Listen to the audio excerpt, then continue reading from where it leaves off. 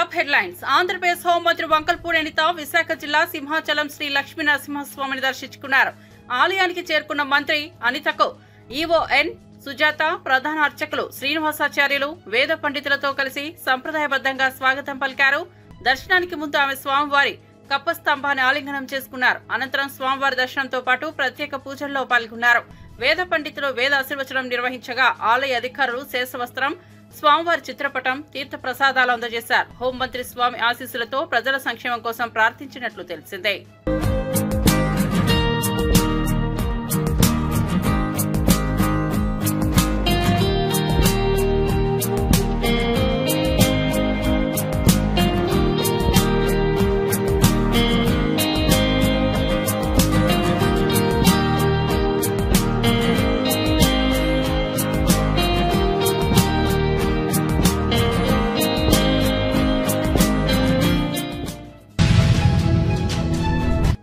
హుజనాబాద్ లో ఎల్లమ్మ బోనాల పండుగ భక్తి శ్రద్ధలతో వైభవంగా కొనసాగింది. ఈ సందర్భంగా ప్రత్యేక పూజలు, ఊరేగింపులు నిర్వహించగా స్థానికులు పెద్ద సంఖ్యలో పాల్గొన్నారు. తెలంగాణ రాష్ట్ర మంత్రి పొన్నం ప్రభాకర్ కూడా ఈ వేడుకల్లో పాల్గొన్నారు. భక్తులతో కలిసి మంత్రి డప్పుల మధ్య నర్తించడంతో వేడుకకు మరింత ఉత్సాహం తెచ్చింది. పల్లకి ఊరేగింపు సమయంలో మంత్రి జానపద పాటలకు అడుగులు వేసి అందరినీ ఆకట్టుకున్నారు. ప్రజలతో మమేకమవుతూ పండుగ ఆనందాన్ని పంచుకున్న ఆయనకు భక్తులు ఘనంగా స్వాగతం పలికారు. బోనాల సందర్భంగా పోలీసు విభాగం భారీ బందోబస్తు ఏర్పాటు చేసింది. హుజనాబాద్ బోనాల పండుగలో మంత్రి భాగస్వామ్యం కావడం ప్రత్యేక ఆకర్షణగా నిలిచింది.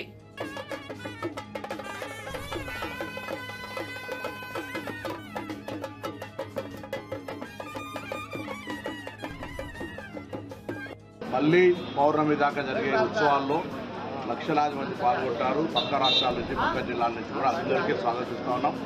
అన్ని రకాల ఏర్పాట్లు ప్రభుత్వ పక్షాన, అధికారుల పక్షాన అన్ని రకాల అంశాలు ఇక్కడ చేపడుతూ ఉన్నాయి.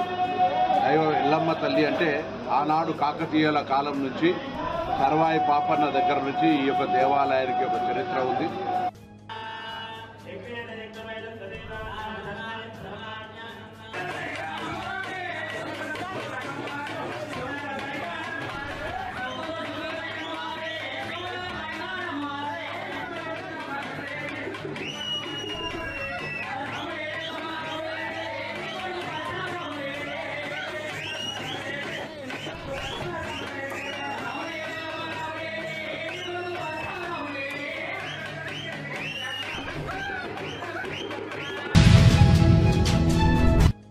డిసెంబర్ 2023 నుంచి ఇప్పటి వరకు రాష్ట్రంలో 3 లక్షల కోట్ల పెట్టుబడులను ఆకర్షించామని తెలంగాణ సీఎం రేవంత్ రెడ్డి వెల్లడించారు. హైదరాబాద్ లోని సొనాటా సాఫ్ట్వేర్ ఫెసిలిటీ సెంటర్ ప్రారంభోత్సవంలో ఆయన మాట్లాడారు. ప్రైవేట్ రంగంలో ఇప్పటికే 1,00,000కు పైగా ఉద్యోగాలను కల్పించామని చెప్పారు. మరో 1,00,000 ఉద్యోగాల లక్ష్యంతో ప్రభుత్వం ముందుకు సాగుతోందని వెల్లడించారు. పెట్టుబడుల పట్ల రాష్ట్రానికి ఉన్న ఆదరణ, పారిశ్రామిక విధానం ప్రభావంతో ఐటీ రంగం వేగంగా అభివృద్ధి చెందుతోందన్నారు. యువతకు అవకాశం కల్పించడమే లక్ష్యమని, టెక్ రంగంలో హైదరాబాద్ ప్రత్యేక స్థానం సాధించాలని కృతనిశ్చయంతో పనిచేస్తున్నామని సీఎం పేర్కొన్నారు. That we have attracted nearly 3 lakh crore investment since December 2023. We have created more than 1 lakh jobs in private sector. During my trips to the World Economic Forum in Davos and investor meets in the US, South Korea, Japan and Singapore, we have convinced the world that Telangana means business. This year to Davos, we have become a #1 state in attracting investments at almost 1.78 lakh crores. We are #1 state in India in investments, both domestic and international. Hyderabad is now a GCC hub in both software and life sciences. Hyderabad emerged as a leading hub for AI-ready data centers, life sciences and manufacturing sectors. IT giants like Microsoft, Cognizant, HCL Tech, Infosys and Wipro have all opened new campuses and are expanding. We are #1 state in policing and law and order according to Government of India report. Liquor కేసులో కేసిరెడ్డి రాజశేఖర్ రెడ్డికి ఎలాంటి ప్రమేయం లేదని ఆయన తరపు న్యాయవాది అనుదీప్ స్పష్టం చేశారు. రాజకీయాలకు స్కామ్లకు రాజశేఖర్ రెడ్డి దూరమని, ఎక్కడ ప్రత్యక్షంగా గానీ లేదా పరోక్షంగా గానీ ఆయన పాత్ర లేదన్నారు. వివిధ పొలిటికల్ పార్టీలకు నివేదికలు అందించినా రాజకీయాల్లో ఆయనకంటూ ప్రత్యక్ష సంబంధం లేదని తెలిపారు. ఆయన అమెరికాలో సంపాదించిన సంపదతో ప్రస్తుతం భారత్లో వ్యాపారాలు నిర్వహిస్తున్నారని చెప్పారు. విచారణలో చెప్పినట్టు ప్రసారమవుతున్న అంశాలు తప్పుడు ప్రచారమని ఖండించారు. వైసీపీ నేతలతో వ్యక్తిగతంగా సన్నిహితంగా ఉండొచ్చేమో కానీ పార్టీతో రాజకీయంగా ఆయనకు ఎలాంటి లింక్ లేదని న్యాయవాది పేర్కొన్నారు. సంబంధించి బయట జరుగుతున్న ప్రచారం కేసీరెడ్డి గారు మొత్తం తెరవనుకుని నడిపించారని, మొత్తం వ్యవహారంలో ఆయన కీరోలు పోషించారని వార్తలు వస్తున్నాయి. ఏంటి రాజశేఖర్ రెడ్డి గారికి ఈ లిక్కర్ కేసుకి ఎటువంటి డైరెక్ట్గా కానీ ఇండైరెక్ట్గా కానీ ఎటువంటి సంబంధం లేదు. ఆయన ఒక సెఫాలజిస్ట్గా రాజకీయ ప్రజల్లో పార్టీలపైన ఉన్న ఒపీనియన్స్ని సర్వే చేసి దానికి సంబంధించి రిపోర్ట్లు తయారు చేసి ప్రచురిస్తారు. అంతకుమించి దానికి ఇంకేం సంబంధం లేదు. స్వతహా ఆయన వైఎస్ఆర్సీపీకి సంబంధించిన కొందరు వ్యక్తులకి దగ్గర అయి ఉండొచ్చు కానీ పార్టీకి రాజకీయానికి ఆయనకి ఎటువంటి సంబంధం లేదు.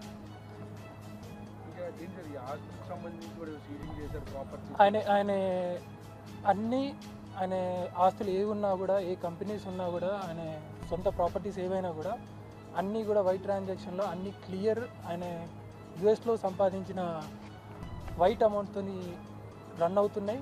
వాటితో కొన్న అసెట్స్ మాత్రమే తప్పించి ఇంకా ఏది కాదు. అవి ఫర్దర్గా కోర్టులో మనకి ప్రూవ్ అవుతాయి. అటాచ్మెంట్స్ అయినా ఫ్రీజర్స్ అయినా అన్నీ కూడా కోర్టు తొలగిస్తుందని మేము భావిస్తున్నాం. మొన్న 7 రోజులు కస్టడీలో కూడా చాలా విషయాలు బయటకు వచ్చాయి. పూర్తిగా సమాచారం అంతా చెప్పాడు కస్టడీ. దాదాపు 600 పైన ప్రశ్నలు ఆయన పైన సంధించినా కూడా ఏ ఒక్క విషయంలో కూడా ఆయన జరిగింది తప్పించి ఇంకా ఏ విషయం కూడా వెల్లడించలేదు. ఆ విషయాలు మీరు గమనిస్తే దాంట్లో ఆయన పాత్ర ఏది లేదు అనేది రుజువైంది.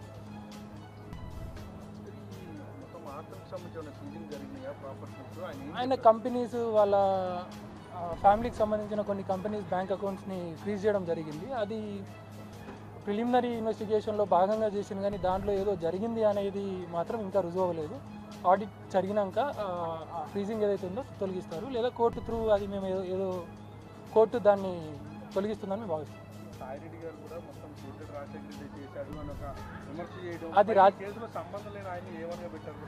అది రాజకీయ విమర్శ. మీరు గమనిస్తే కేసుని ఈయన కంటే ఇంకా పెద్ద వ్యక్తులు అందరినీ కూడా తప్పించి ఈయనని ఏవన్గా పెట్టడం అనే దాంట్లోనే కనబడుతుంది. అది మీకే తెలియాలి. నా రాజశేఖర్ రెడ్డి వారికి ఏది ఉన్నా కూడా నేను దానికి సంబంధించి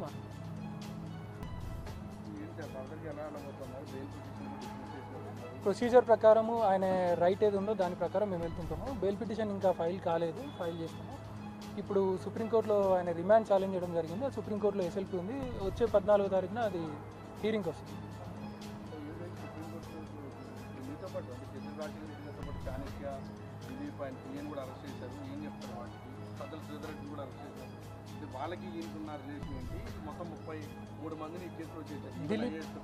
దిలీప్ చాణక్య వరకు అంటే ఆయన రాజశేఖర్ రెడ్డి గారితో కలిసి ఆయన సొంత కంపెనీలకు సంబంధించిన పనులు చూసుకునే వాళ్ళు. అంతకు మించి ఈ లిక్కర్కి కానీ ఈ పాలిటిక్స్కి కానీ ఎటువంటి సంబంధం లేదు.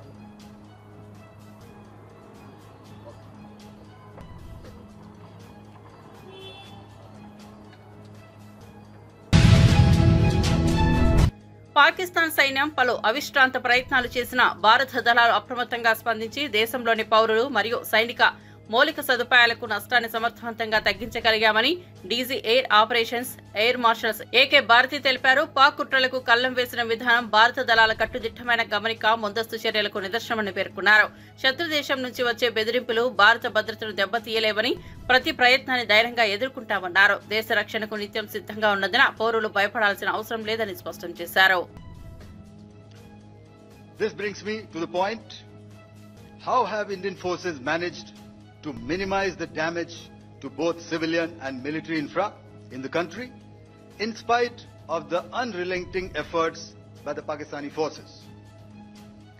Most of you and the majority populace within the country have had a lot to say about the layered and integrated air defense systems put in place by the Indian Armed Forces, which includes the assets of the Indian Army, the Indian Navy, in addition to the primary air defense assets of the Indian Air Force.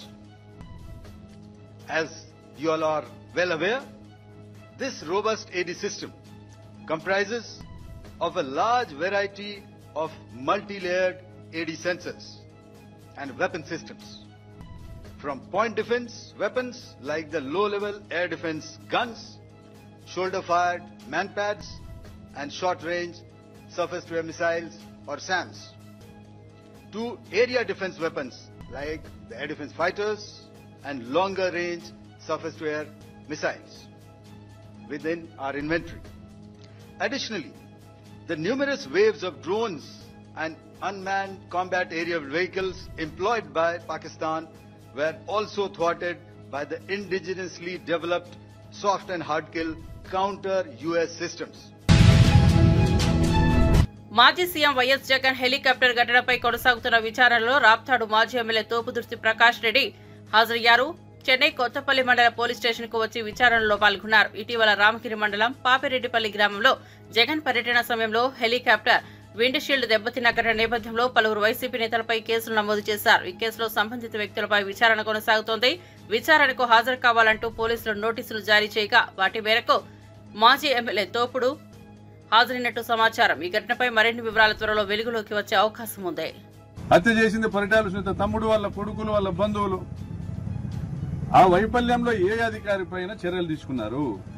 Jagan గారికి రక్షణ కల్పించే విషయంలో వైఫల్యం పైన ఏ అధికారి పైన చర్యలు తీసుకున్నారు? డిబేట్ పెట్టండి, పాల్గొంటాం. ఏంటండి సభ్య సమాజం తలదించుకునే విధంగా అసలు ఒక ఇష్యూని తప్పుదోవ పట్టించి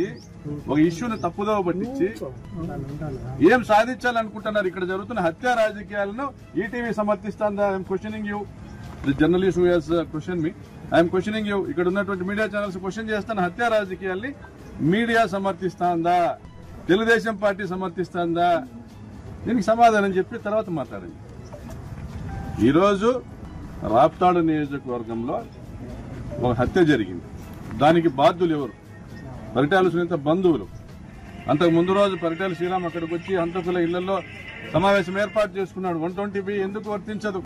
కుట్ర జరిగిందని ఎందుకు వర్తించదు? ఎందుకు వారి పరిటాల శ్రీరామ్ పైన కేసు ఎందుకు పెట్టరు? మళ్ళీ మరుసటి రోజు దేశాలు వదిలిపెట్టి పారిపోయినారు వాళ్ళు. వాళ్ళ మీద కేసు ఎందుకు నమోదు చేయరు? దీన్ని ప్రశ్నించే వాళ్ళ మీద కేసులు నమోదు చేస్తారా? నాన్ బెయిలబుల్ కేసులతో పాటు బెయిలబుల్ సెక్షన్స్ అంటే 7 years ఇంప్రిజన్మెంట్ బిలో ఉన్నదానికి స్టేషన్ బెయిల్ ఇవ్వాలా? ఇదే హైకోర్టు ఆర్డర్ ఇచ్చింది. హైకోర్టు 41A నోటీస్ ఇవ్వమని ఆదేశాలు ఇస్తే హైకోర్టు హెచ్చరించింది. ప్రకాష్ రెడ్డి విచారణకు సహకరించకపోతే చర్యలు తీసుకోండి అని ఇచ్చింది. ఒక మీడియా లాక్కురమ్మనింది, ఇంకో మీడియా. ఏందా బొంగు లాక్కొచ్చేది? హైకోర్టు ఏం చెప్పింది? అక్కడ ఉన్నటువంటి పబ్లిక్ ప్రాసిక్యూటరు, సార్ మాకు సంబంధించినటువంటి నిందితుడు విచారణకు సహకరించకపోతే మేము ఏం చేయాలంటే do as per your rules, మీకున్నటువంటి పోలీస్ గైడ్ లైన్స్ ప్రకారం చేయమని చెప్పారు. మీరు అది 41A నోటీస్ ఇచ్చింది అనేది పక్కన పెట్టి మీకు ఏం కావాలో అది మీరు రాసుకుంటున్నారు. ప్రజలు గమనిస్తా ఉన్నారు. చంద్రబాబు నాయుడు గారు వచ్చిన తర్వాత ఈ రాష్ట్రంలో లా అండ్ ఆర్డర్ లేదు. అనంతపురం జిల్లాలో హత్యా రాజకీయాలు, దోపిడీలు, దుర్మార్గాలు, దౌర్జన్యాలు జరుగుతూ ఉన్నాయి. ప్రజల్ని మోసం చేసి అధికారంలోకి వచ్చారు. వందల హామీలు ఇచ్చారు. ఇంటింటికి లక్షల రూపాయలు, నీకు 15,000, నీకు 15,000, నీకు 15,000, నీకు 18,000 అనే రకంగా తప్పుడు కూతల హామీలు నమ్మి మోసపోయిన ప్రజలు వెనక్కి తిరగబడుతూ ఉన్నారు. అందులో భాగంగా లింగమయ్య హత్య జరిగింది. లింగమయ్య హత్య జరిగితే ప్రజలు తిరగబడినారు. జగన్మోహన్ రెడ్డి గారు వచ్చినప్పుడు మీరు కంట్రోల్ చేయలే. వైఫల్యం పోలీసులది. అంతేనా?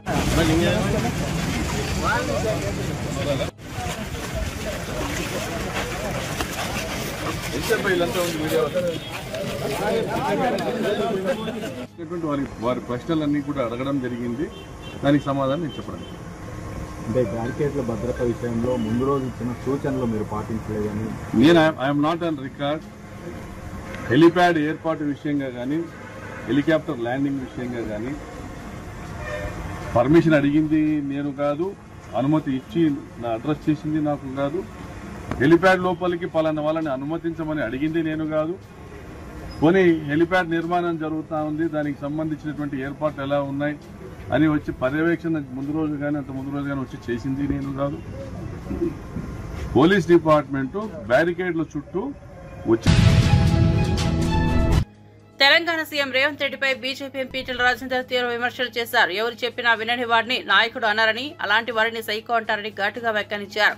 రేవంత్ నియంతృత్వ ధోరణి పార్టీ లోపలికే కాదు ప్రభుత్వ పరిపాలనలోనూ స్పష్టంగా కనిపిస్తోందని ఆరోపించారు. ప్రజలు ఇచ్చిన అధికారాన్ని అహంకారంగా మార్చుకుని దుర్వినియోగం చేస్తున్నారని మండిపడ్డారు. పార్టీలో విన్నపాలకైనా ప్రజల ఆకాంక్షలకైనా విలువలేని పరిస్థితి తలెత్తిందని పేర్కొన్నారు. ఈటెల వ్యాఖ్యలు రాజకీయ వర్గాల్లో చర్చనీయాంశంగా మారాయి. రేవంత్ తీరు కాంగ్రెస్ కు నష్టమే దేవనుందనేది ఈటెల రాజకీయ విశ్లేషణగా కనిపిస్తోంది. ముఖ్యమంత్రి గారు ఏదో పెద్ద మార్పు వస్తుందని చెప్పి నీకు అధికారం కట్టబెట్టింది, పేన మీ నుంచి పూలబడ్డ అవుతుంది, ఎందుకు ఇట్లా ఆలోచిస్తున్నారు అని చెప్పి చాలాసార్లు మాట్లాడితే ఆయన ఇంకింత రెచ్చిపోయి అన్న మాట ఏంటంటే, ఎవరు చెప్పినా వినను, నేను నాకు నేనే నిర్ణయం తీసుకుంటా, పక్కా కూలగొట్టవలసిందే, మొత్తం బుల్డోజర్లు పెట్టవలసిందే, అడ్డమచ్చినోని బుల్డోజర్ కింద తొక్కవలసిందే, కూలగొట్టవలసిందే. ఇది ఆయన స్టేట్మెంట్. నేనన్నా రాజు కూడా మారు వేషంలో అప్పుడప్పుడు ప్రజలు ఏమనుకుంటారో చూసేస్తాను. సరే నువ్వు రాజు కాకపోవచ్చు కానీ నీ కింద ఇంటెలిజెన్స్ వ్యవస్థ ఉంది, వాళ్ళైనా నీకు చెప్పుంటారు కదా ఇక్కడ ఇట్లా ఉంది అని చెప్పి చెప్పుంటారు కదా, ఎందుకు మీరు వింటలేరు అని చెప్పి మళ్ళా ఇట్లా స్టేట్మెంట్ నడుస్తూనే ఉంది. నడిస్తే ఆయన అన్నాడు మళ్ళీ నేను ఎవరు చెప్పినా వినను అని. నేను అప్పుడు ఒక స్టేట్మెంట్ ఇచ్చిన, ఎవరు చెప్తే వినని వాడిని, ఎవరు చెప్పినా వినని వాడిని ఆయన నాయకుడు అనరు, మనిషి అనరు, సైకో అంటారు అని చెప్పాను. సైకో అంటారు అని చెప్పాను. ప్రధాని నరేంద్ర మోదీ అధ్యక్షతన దేశ భద్రతా పరిస్థితులపై అత్యున్నత స్థాయి సమావేశం జరిగింది. ఈ సమీక్షా సమావేశానికి జాతీయ భద్రతా సలహాదారు Ajit Doval, army, navy, air force చీఫ్లు, రక్షణ మంత్రి రాజ్నాథ్ సింగ్, విదేశాంగ సైనిక సేవా విభాగం ఉన్నతాధికారులు హాజరయ్యారు. దేశ సరిహద్దుల భద్రత, అంతర్జాతీయ పరిణామాల ప్రభావం, ఉగ్రవాదం, టెర్రరిజంకు వ్యతిరేకంగా తీసుకోవాల్సిన చర్యలు, కీలక రహస్య సమాచారం తదితర అంశాలపై చర్చ జరిగినట్టు సమాచారం. దేశవ్యాప్తంగా భద్రతా స్థితిగతులపై సమగ్ర అవగాహనతో ముందుకెళ్లేలా ఈ సమావేశం దిశానిర్దేశం చేసినట్టు భావిస్తున్నారు.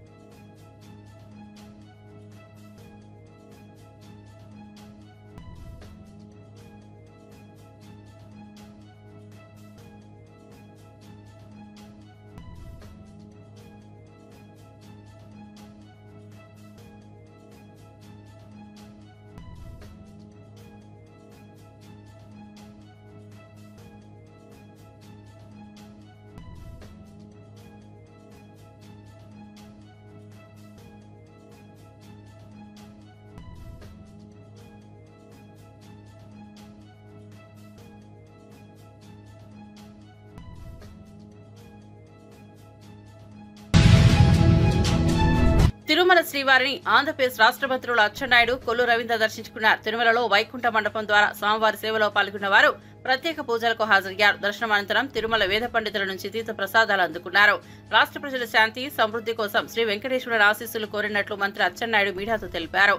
తిరుమల తిరుపతి దేవస్థానం ఆధ్వర్యంలో భక్తులకు అందుబాటులో ఉన్న ఏర్పాట్లను మంత్రులు ప్రశంసించారు. భద్రత మరియు భక్తుల సౌకర్యాల పరంగా అధికారుల చర్యలు సంతృప్తికరంగా ఉన్నాయని వ్యాఖ్యానించారు.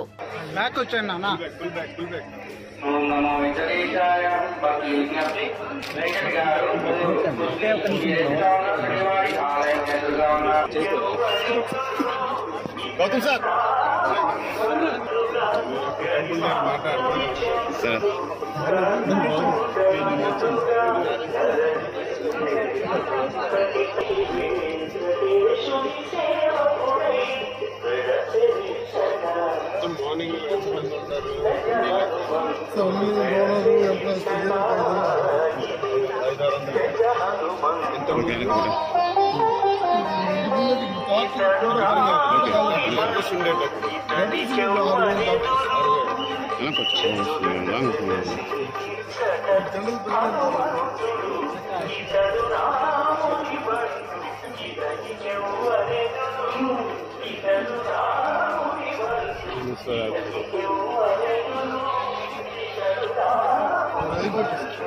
ముస్లిం మాట్లాడినాడు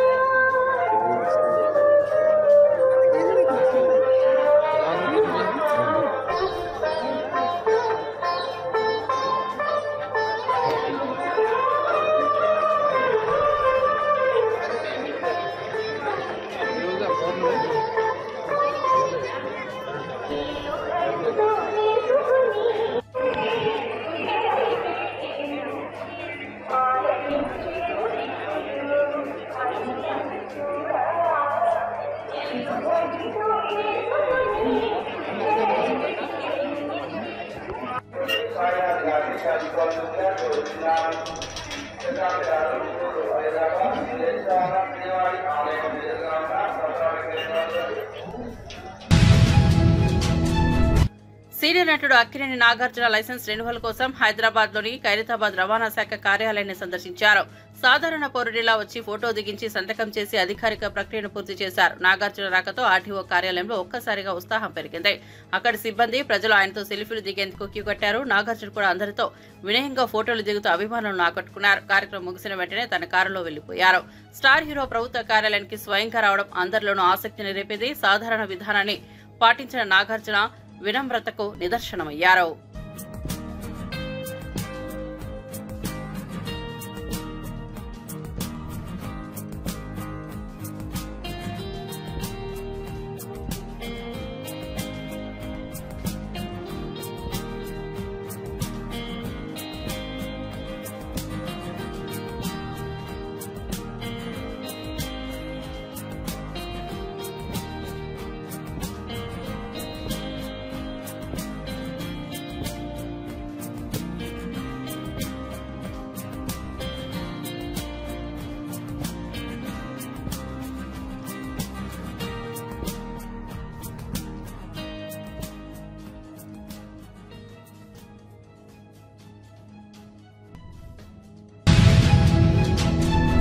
మిస్ వరల్డ్ పోటీల్లో పాల్గొనేందుకు భారత్ వచ్చిన 22 దేశాల సుందరీమణులు తెలంగాణ రాష్ట్రంలోని నాగార్జున సాగర్ బుద్ధవనాన్ని సందర్శించారు. వారిని జానపద, గిరిజన నృత్య కళాకారులు సాంప్రదాయబద్దంగా స్వాగతం పలికారు. బుద్ధవనం పర్యటన సందర్భంగా విహారాలన్నీ చూసి ప్రశాంతతతో నిండిన అనుభూతిని పొందారు. బౌద్ధ థీమ్ పార్క్ లో ఉన్న బుద్ధ విగ్రహాల వద్ద ధ్యాన కార్యక్రమంలో పాల్గొని ఆధ్యాత్మిక అనుభూతిని పొందారు. తెలంగాణ సాంస్కృతిక సంపదతో పాటు భారత బౌద్ధ వారసత్వాన్ని ఈ పర్యటనలో అత్యంత ఆసక్తితో వీక్షించినట్లు తెలిపారు వారు. ఈ అనుభవం తాము ఎప్పటికీ మర్చిపోలేమని అన్నారు.